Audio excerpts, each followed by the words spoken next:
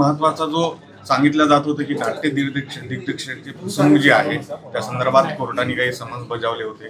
काय एकंदर प्रकरण होतं आणि काय सांगितलं? आता ते न्यायालयात आहे ना, त्यामुळे त्याच्यावर काय बोलणं योग्य नाही. मी तर सन्मान केलाय, आलो.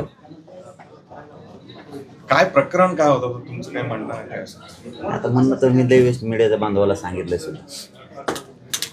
शंभूराजे महानाट्य दाखवले,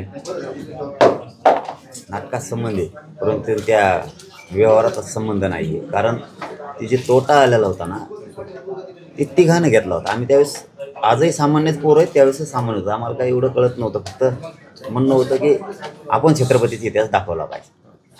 आणि ते धाडस कोणी करत नव्हतं मराठवाड्यात म्हणा किंवा महाराष्ट्रात, कारण ते महानाट्य खूप मोठं होतं. ते आम्ही दाखवलं, त्यात तोटा आला. मग ते तिघांनी वाटून घेतलं. मग मी समजा सामान्य तुमचे दिले, दुसरे आमचे महाराज आहेत म्हणून त्यांनी त्यांचे दिले.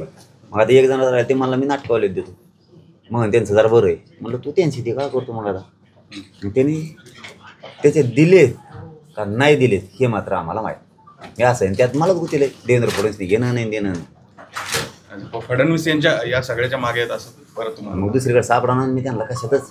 आता याच्यातच सापडणार नाही. बरं याच्यात काय त्यांना वाटतं मग बदनामी होईल. छत्रपतीची इतिहास दाखल लोक बदनामी होत असते.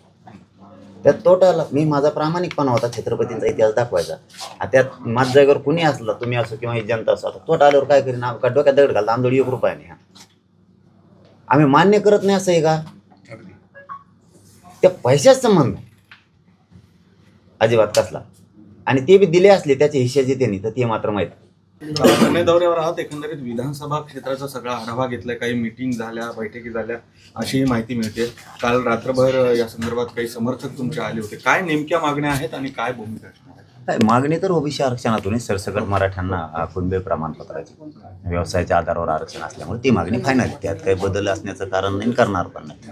आणि भेटी सुरू आहे, परंतु सांगणार नाही आत्ताच 29 तारखेपर्यंत. कारण जे येणारे ते बी सांगतात आणि शिकविणारे खूप असतात एखाद्या माणसाला, किंवा माहिती देणारे खूप असतात. त्यामुळे राजकारणात काही गोष्टी सांगायच्या नसतात असं म्हणतात. मग मी बी शिकलो हळूहळू, नको सांगायचे. एकंदरीत पण तुम्ही विधानसभेमध्ये तुमचे उमेदवार उभा करणार या संदर्भातली सगळी रणनीती तयार केली आहे का? 7 तारखेपासून असं ऐकत होते की उभाच करणार आहात. सुरूच आहे. नाही, मी कधीच नाही खोटं बोलत. हे आमच्या बांधव असतेच सगळे तुमचेच आमच्यासोबत. आपण मीडियाला कधीच नाही खोटं बोलत आणि समाजाला एक बोलत नाही. याचा अर्थ दुसऱ्याला बोलतो असं बी नाही. दुसरे आमच्याकडे येतच नाहीत खोटं बोलायला, ते तिकूनच शेंगा आणतात लांबूनच. परंतु तयारी सुरू आहे. आपण नाही खोटं सांगणार, पण पाडायचेत का उभा करायचे एवढं समाजाला विचारायचं राहिले. नसं तयारी दोन्ही करून ठेवली आम्ही. म्हणजे उभा करायचे असले ती बी करून ठेवली, आणि समाज जर म्हणला नको पाडूच, मग उभा करायचे पाडा ही 29 ऑगस्टला पाडायला टार्गेट तुमचं मुख्य कोण असणार आहे? मुख्य टार्गेट 29ला सांगू ना. मग आता ते लगेच सावध जन्मभूमीमध्ये आहात तुम्ही. खरं तर या सगळ्या 228 मिशन जे आहे त्याची सुरुवात इथून होईल हे तरी ठरलंय का? नाही, 29 तारखेपर्यंत काहीच नाही बोलणार, कारण खूप दबा धरलाय आता. तरी पुण्यभूमीचं नाव काढलं म्हणून तेवढा शब्द मला काढायलाच लागला. आम्ही खूप दबा धरलाय, कारण दबा धरल्याशिवाय हे शिकार नाही करता येत. आम्ही पण खूप तयारीला लागलो, आणि ते बघतायत. असं नाही की त्यांना माहिती मिळत नाही, त्यांनाही माहिती मिळते. आम्ही प्रचंड तयारी सुरुवात केली. आम्ही सुद्धा वेळेवरती हाल नको व्हायला लोकसभेसारखं हे नाहीत उमेदवार किंवा आहेत. त्यामुळे आम्ही खूप ताकदीनं कामाला लागलो. फक्त एवढंच राहिले की समाजाला विचारणं गरजेचं आहे. ती 29 ऑगस्टला विचारून पाहिजे. 29 निमित्तानं अजून एक अल्टिमेटम देत आहे, तिथपर्यंत शासनाला अजून एक संधी देत आहे तुमच्याशी संवाद साधण्याची आणि हा प्रश्न सोडतो. हो, 2दा सांगितलंय त्यांना आम्ही. प्रत्यक्ष मीडियाच्या बांधवातून ज्यावेळेस फोन आले त्यावेळेस सुद्धा की आम्हाला राजकारणात नाही जायचं, मलाही नाही जायचं, माझ्या समाजाला नाही जायचं, आमचं आहे ते द्या. हे लोक तुम्हाला डोक्यावर घेऊन नसतील हे वारंवार सांगितलं आपण त्यांना. याचा अर्थ नाहीच जायचं आम्हाला. पण आता ते जर ढकलीतच असतील तर आम्ही काय करू? बरं, माझ्यासमोर पर्याय बी नाही दुसरा काही. बरं, समाजापुढं पर्याय नाही.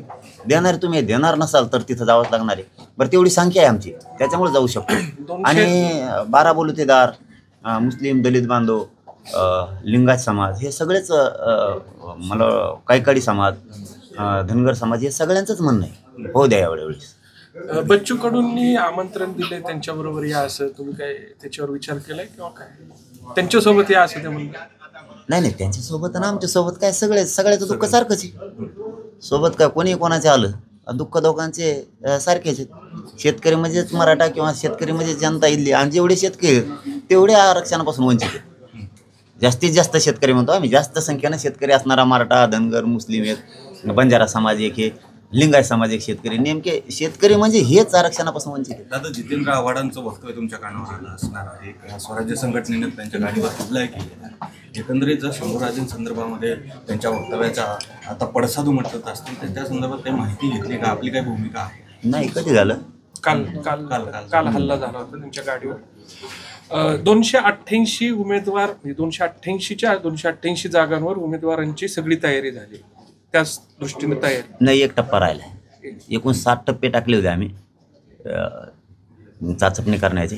त्यातले एक राहिले, 1-1.5 राहिला, समजा अर्धवट राहिले, खांदीचा काही कोपरा, बाकी 288 करत आहोत. दादा, थोड्या वेळापूर्वी तुम्ही पूर परिस्थितीची माहिती तुमच्या कार्यकर्त्यांकडनं घेतलेली आहे. अनेक पूरग्रस्तांच्या मदती असतील, शेतकऱ्यांचं जे काय नुकसान झालं त्या संदर्भात तुम्ही थेट मुख्यमंत्र्यांशी बोलणार आहात. हो. काय नेमकी परिस्थिती तुमच्यापर्यंत पोहोचली आणि काय?